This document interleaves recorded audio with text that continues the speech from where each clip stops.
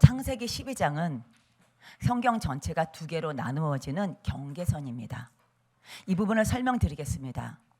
창세기 1장부터 11장까지는 일반 역사로 부르고 12장부터는 특별 역사라고 합니다. 일반 역사를 편의상 1부라 하고 특별 역사를 2부라 보겠습니다.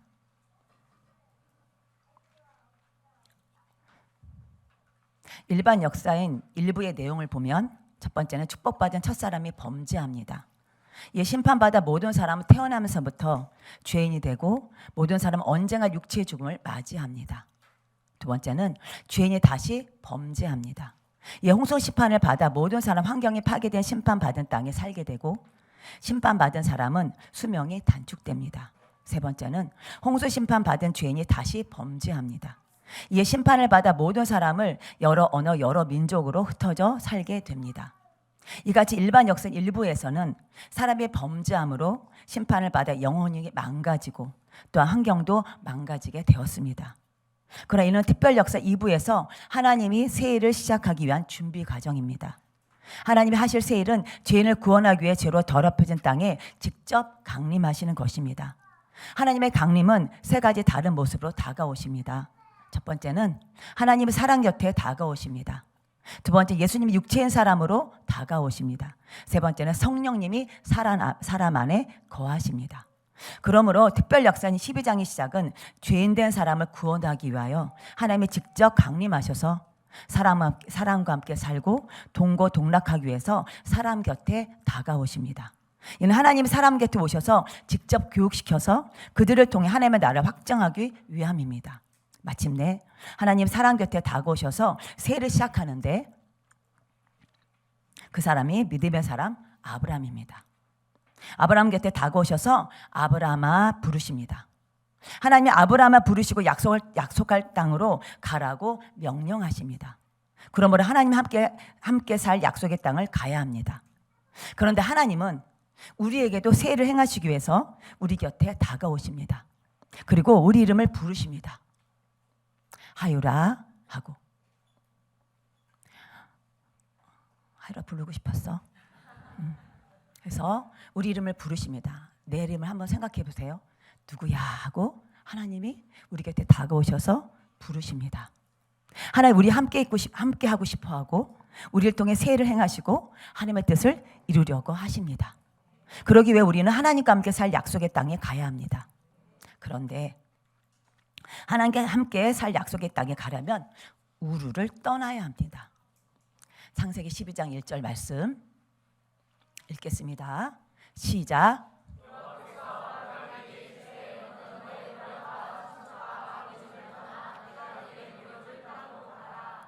하나님 아브라함 곁에 다가오셔서 아브라함아 부르시고 너는 너의 고향과 친척과 아버지 집을 떠나서 내가 내게 보여줄 땅으로 가라고 명령하십니다.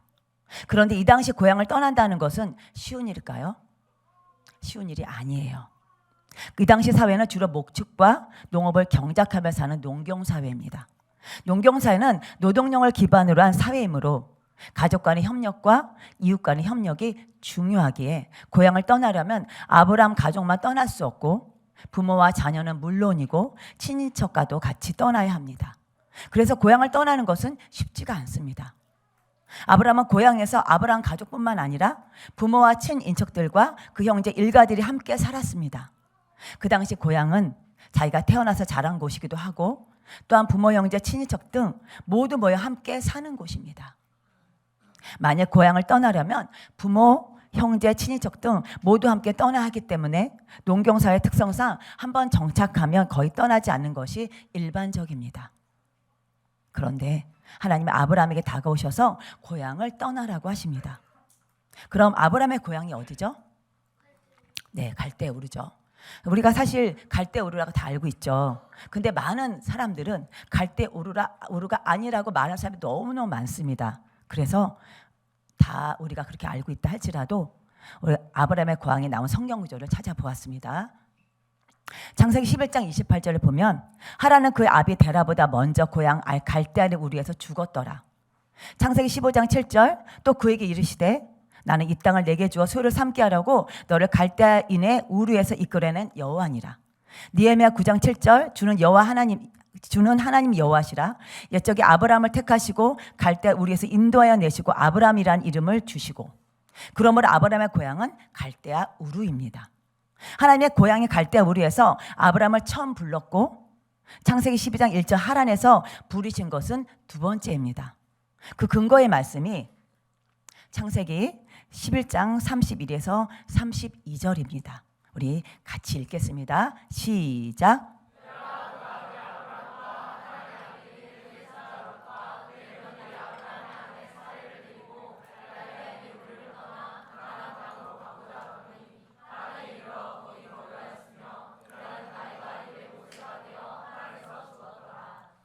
하나님이 아브라함을 처음 부르신 장소는 갈대아 우르입니다. 하나님은 아브라함의 고향인 갈대아 우르에 아버지 데라와 같이 있을 때 부르셨습니다. 이때 아브라함은 거기 안에 살해 그리고 아버지 데라와 아브라함의 조카 롯의 가족과 함께 하나님이 가라고 하던 가나안 땅에 가는 도중에 무슨 일인지 모르지만 하란에 10여 년 정도 머물게 됩니다. 그리고 하란에 머무는 동안에 아버지 데라가 죽습니다. 아버지 데라가 죽은 후 하나님이 아브라함을 다시 부르신 것입니다. 여기 아브라함의 가야 할 장소가 가나안 땅인 것도 분명히 나와 있습니다. 그리고 하나님이 하란에서 아브라함을 두 번째 불렀을 때 아브라함 나이는 75세였고 아브라함의 고향 우르를 떠날 수 있었던 것은 아브라함을 비롯하여 그 가족이 하나님을 믿는 믿음이 있었기 때문입니다. 근데 그 믿음은 갑자기 생긴 것이 아니라 노아가 아브라함의 나이 58세까지 살아 있었고 믿음의 계열인 셈의 여러 자손들도 같은 시대에 살고 있었기에 하나님 믿는 신앙이 계승되었다는 것을 알 수가 있습니다. 그런데 우리가 여기서 주목해서 볼 점은 하나님과 함께 살 약속의 땅을 가기 위해 고향과 친척과 아비집을 떠난다는 것은 무슨 의미인지 알아보겠습니다. 오늘은 이 부분을 집중해서 살펴보겠습니다. 이에 떠나야 할 땅 우르와 가야 할 땅인 약속의 땅 두 땅의 비교를 통해 알아보겠습니다. 가야 할 땅과 떠날 할 땅의 비교. 첫 번째는 가야 할 땅은 하나님과 함께 살 약속의 땅입니다. 우리 신명기 26장 9절 말씀 읽겠습니다. 시작.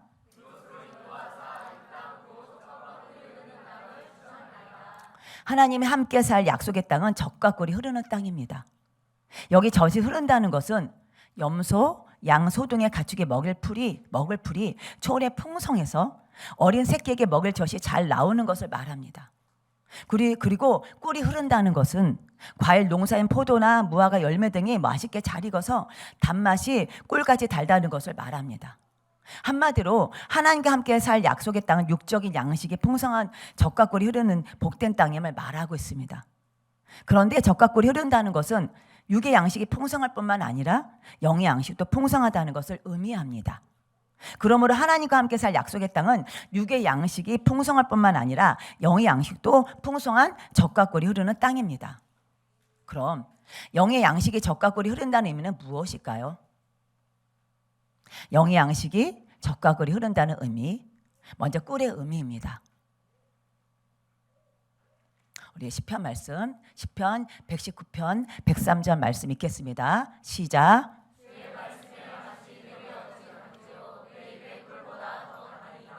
시편 기자는 영의 양식 하나님의 말씀이 꿀보다 더 달다고 합니다. 그런데 꿀은 몇 천 년이 지나도 썩지 않는다고 해요. 다시 말해 꿀은 하나님의 말씀으로 부패되지 않은 영원한 생명의 말씀이라는 의미입니다. 그 생명의 말씀으로 영적인 힘, 기쁨, 자유, 사랑, 감사, 거룩한 삶을 얻게 됩니다. 그러면 그 생명의 말씀을 얻지 못하는데 반대로 생각하면 되겠죠.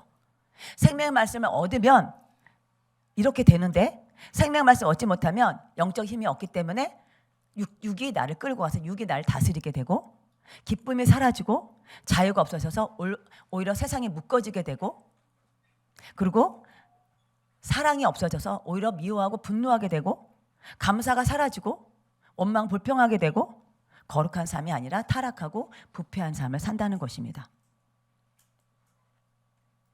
하나님은 곧 말씀이십니다. 우리 하나님 입으로부터 나오는 영원한 생명을 얻습니다. 그러면 하나님과 함께 살 약속의 땅은 꿀보다 달콤한 생명의 말씀을 공급받는 곳이며 그 말씀은 영원히 마르지 않는 생명수입니다. 이 땅에 사는 동안 꿀보다 달콤하며 영원히 마르지 않는 생명수가 공급되는 장소는 반석 대신 예수도가 세운 교회입니다. 다시 말해 이 땅에 사는 동안 하나님과 함께 살 약속의 땅은 반석에 세우신 교회입니다. 그럼 우리 모두 꿀보다 달콤하고 영원한 생명의 말씀에 공급되는 교회를 사랑하고 가까이하기를 원합니다. 교회를 사랑하는 것은 말씀을 사랑하는 것이고 말씀을 사랑할 때 꿀보다 달콤하고 영원히 마르지 않는 생명수를 얻을 줄 믿습니다. 이번에 저의 의미입니다. 베드로전서 2장 2절입니다. 우리 같이 읽겠습니다. 시작.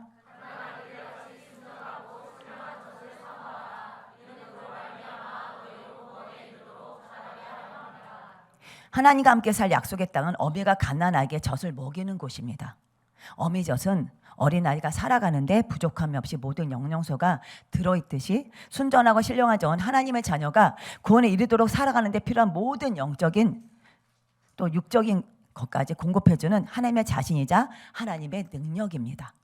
갓난아기는 어떤 존재인가요? 우리 교회에 하나님 은혜로 아이들이 많이 우리 맨 처음에 주원입부터 시작해서 주찬이 또 예지까지 우리가 봤잖아요.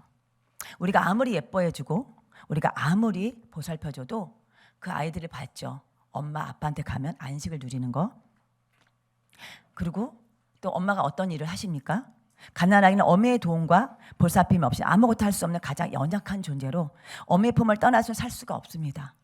갓난아기는 어미의 젖을 공급받아야 할 수 있으며 젖을 공급받지 못하면 죽게 됩니다. 그리고 갓난아기는 어미의 품에 안길 때 가장 행복하고 어미의 품에서 평안한 안식을 누리게 됩니다. 그럼 갓난아기가 먹는 젖에서 나오는 모유에서 어떤 영양분을 공급받을까요? 좀 안 보이겠지만 영양분이 이렇게 많다는 걸 아시면 되는 거예요. 이렇게 많이 영양분에서 겉으로 볼 때는 멀건 것 같은데 이렇게 많이 들어있구나. 어머니에서 공급받는 모유는 여러 가지 영양소가 있습니다. 이처럼 하나님과 함께 살 약속의 땅은 영적인 여러 가지 즉 말씀뿐만 아니라 기도, 찬양, 헌신, 봉사, 섬김, 교제 등 하나님 일을 할 수 있는 모든 것을 공급받아서 우리의 신앙을 자라게 해주는 곳입니다. 그러므로 어미의 품에서 갓난아기가 젖을 공급받는 것처럼 교회는 예수도의 품에 안긴 성도들이 참 평안과 안식을 누리고 구원에 이르도록 신령한 젖을 공급해주는 장소입니다.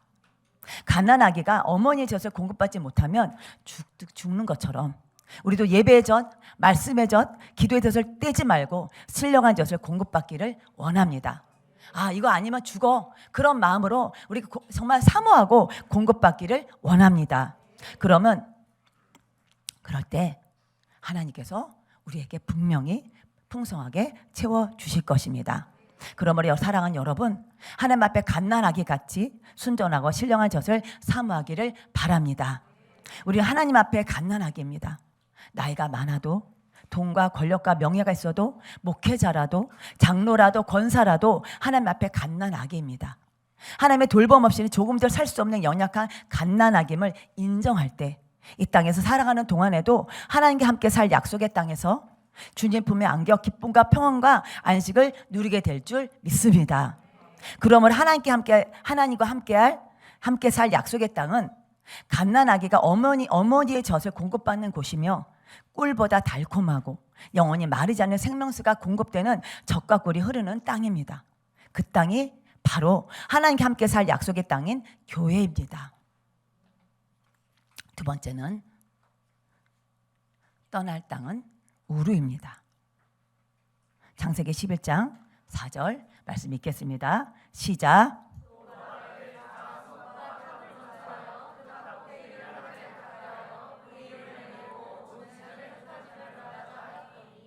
아브라함이 떠날 땅은 갈대아 우루입니다. 원래 지명은 우루예요.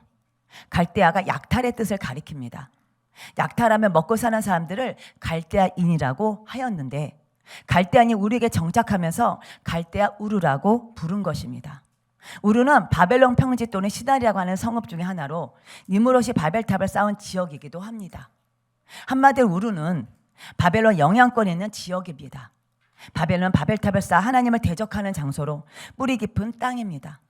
니므롯이 바벨탑을 쌓은 후 약 200년이 지난 시간에 우루는 수메르가 이 지역을 통치했으며 인류 최초의 문명인 수메르 문명의 근원지이기도 합니다. 이때 우르는 문명과 경제적 성장뿐만 아니라 교육 등 번영이 최고의 절정에 다루고 있던 그 시대로 고대 문명을 성도하던 곳입니다. 그리고 우르는 니무롯의 아내 세미라미스가 신의 개념을 만들어서 태양신과 달신을 퍼뜨린 근원지로, 세미라미스가 우상을 퍼뜨린 지 약 200년이 지난 시점에 아브라함의 고향 우르는 우상의 중심 도시가 되었습니다. 우리의 대표적인 신은 달신입니다. 한마디로 우리는 모든 면에서 세상의 젖과 꿀이 흐르는 땅입니다. 하나님의 약속한 땅과 완전 대조되는 땅으로 죄와 우상이 넘쳐 흐르는 땅이었던 거예요. 이 아브라함의 고향 우르는 떠날 땅인 것입니다. 여호수아 24장 2절 말씀 읽겠습니다. 시작.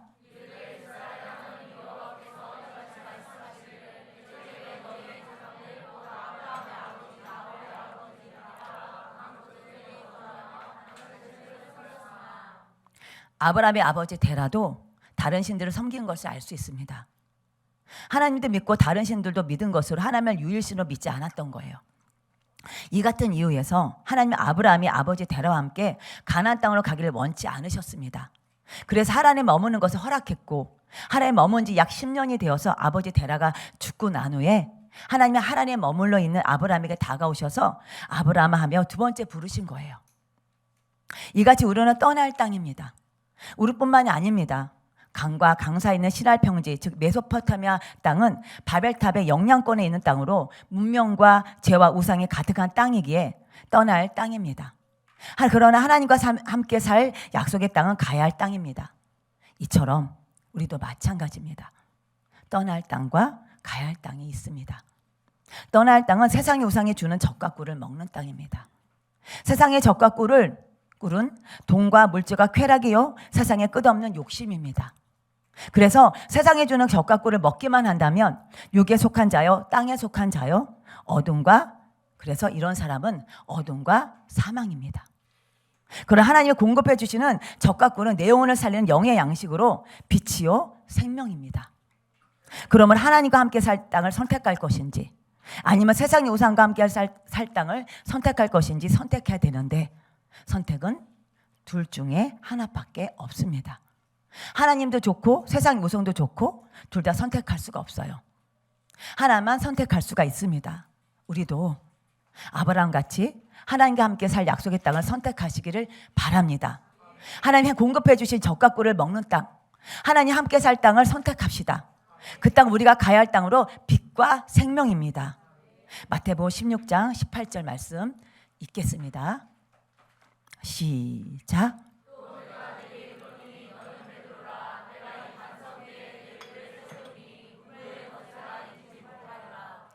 반석 위에 세우신 교회는 음부의 권세가 이기지 못하는 거룩한 땅입니다.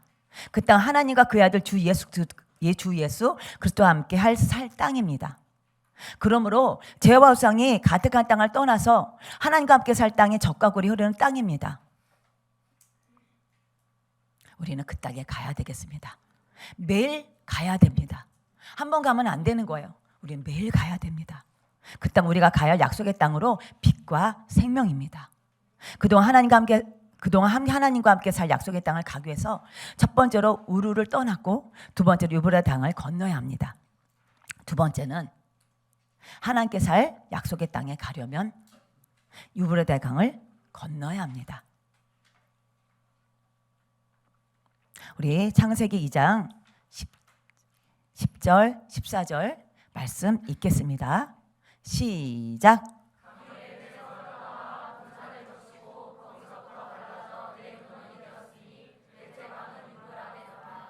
에덴 동산에 4개 강이 있었습니다. 비손, 기온, 히데겔 그리고 유브라데 강입니다. 그러나 홍수 심판 후 1개의 강만이 남았습니다. 그 강이 유브라데 강입니다. 유브라데는 흐르다 커다란 강이란 뜻으로 길이가 무려 2850km에 달합니다. 그런데 4개의 강 중에 1개의 강만 남은 것은 죄의 대가인 심판의 결과입니다. 그럼 여기서 살펴볼 점은 강을 건넌다는 것은 무슨 의미일까요? 자, 고린도전서 10장 1에서 2절 말씀 읽어보겠습니다. 시작.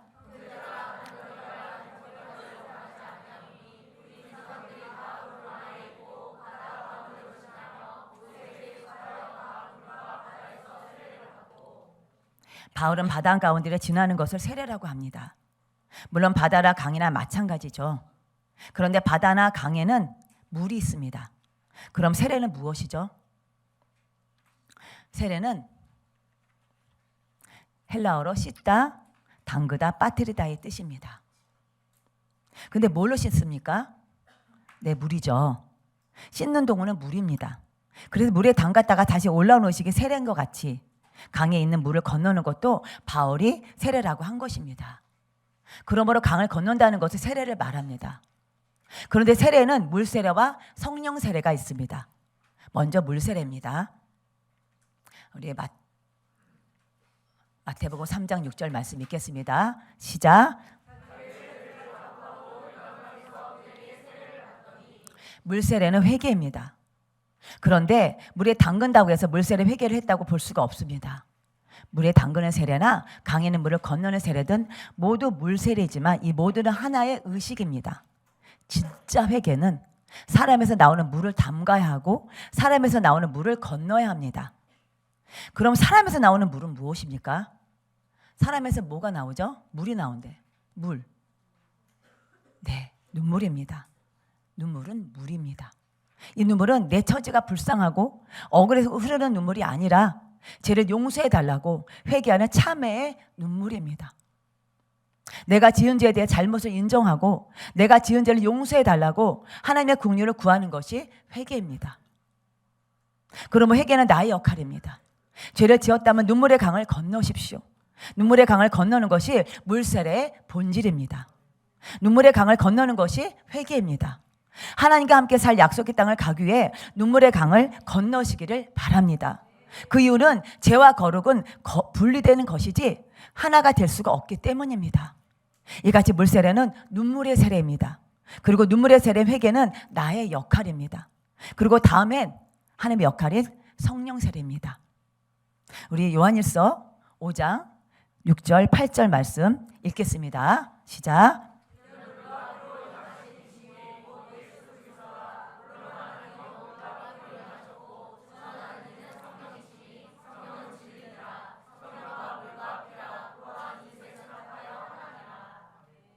물세례는 나의 역할로 죄를 씻어달라고 하나님께 용서를 구하는 것이지만 그 다음은 하나님의 긍휼을 베푸셔서 죄를 씻는 것은 하나님의 역할입니다. 나의 역할은 회개하는 것이고 내가 회개할 때 하나님 앞에 눈물을 흘리며 회개할 때 진정으로 눈물을 회개할 때 하나님 역할을 하셔요. 그 다음부터 내가 역할을 감당하지 않는데 하나님 절대 역할을 감당하지 않으시죠. 하나님이 죄를 씻을 때 비로소 죄사함이 이루어지는데 이때 죄를 씻을 때 무엇으로 죄를 씻을까요? 물과 피를 예수도라고 합니다. 그리고 성령과 물과 피 이 셋은 하나라고 하십니다. 그런데 물과 피를 동일선상에 놓은 것은 모두 육체의 70%가 물이므로 피뿐만 아니라 물도 생명의 근원입니다. 이에 물과 피는 예수님의 육체의 죽으심을 말합니다. 그리고 죄를 씻는 분은 성령님이십니다. 성령님은 예수님의 죽으심을 가리키는 물과 피로 죄를 씻습니다. 그러므로 강을 건넌다는 것은 나의 역할인 물세례인 것과 동시에 성령 세례입니다. 이 같은 이유에서 강을 건넌다는 것은 죄사함이에요.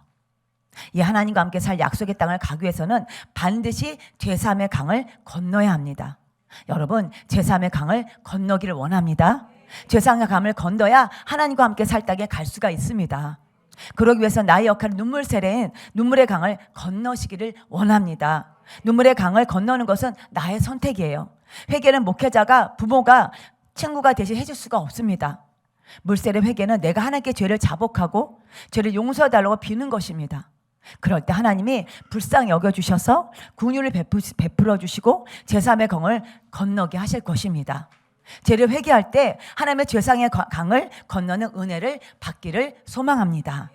그러면 하나님과 함께 살 약속의 땅에 가기를 원한다면 먼저는 세상의 물질과 쾌락의 우상인 우루 땅을 떠나십시오. 우루는 떠날 땅입니다. 그리고 눈물의 강을 건너십시오. 눈물의 강 회개는 나의 선택이고 나의 역할입니다. 누가 대신 해줄 수가 없습니다. 회개는 하나님께 1:1 대면해서 죄를 용서해달라고 용서를 구하는 것입니다. 그럴 때 하나님 불쌍히 여기셔서 은혜를 베풀어 제3의 강을 건넌 은혜를 베풀어 주십니다. 제3의 강을 건너야 우리의 소망 하나님과 함께 살 영원한 천국에 들어가는 복을 받을 것입니다. 하나님과 함께 살 영원한 천국은 꿀보다 달콤한 영원한 생명의 말씀이 있는 곳입니다. 그리고 하나님과 함께 살 영원한 천국은 젖을 먹는 갓난아기가 어미의 품에서 참 평안과 안식을 누리는 곳입니다. 그런데 그것은 이 땅에 사는 동안 반석 대신 예수도가 세우신 교회에서 젖과 꿀을 공급받는 성도들이 성국 시민권을 부여받을 때 가는 곳입니다. 그래서 여러분, 젖과 꿀이 날마다 공급해주는 영원히 마르지 않는 생명수가 늘 우리에게 계속해서 공급해주고, 그리고 제3의 은혜를 계속해 줄 수 있는, 여러분 물론 집에서도 회개 많이 하시죠. 그러나 사실 어떨 때 회개를 합니까? 내 생각에 갈등할 때 회개할 수가 없어요. 말씀이 선포될 때, 그 말씀의 기준되어 말씀에 근거될 때, 이 말씀과 나와 내 삶과 내 말씀과 그것을 연결되어졌을 때, 아, 이게 아니었구나 하면서 회개를 하게 되잖아요. 깊이 나의 속에 있는 깊이 있는 그런 죄들은요, 말씀 앞에 드러났을 때 진정 회개가 이루어지는 것입니다.